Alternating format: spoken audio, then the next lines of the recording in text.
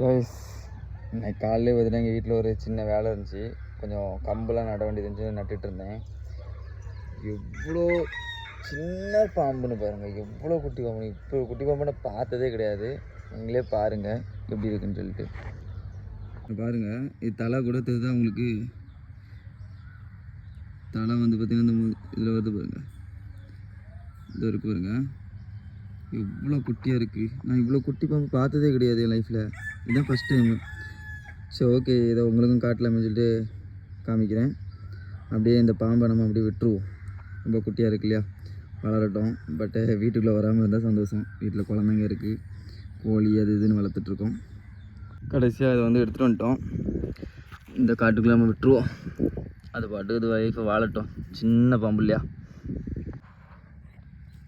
பாருங்க. டட்டா பாய். என்னை வீட்டுக்கிட்ட விட முடியாது, ஏன்னா வீட்டில் குழந்தைங்க எல்லாருமே இருக்காங்க.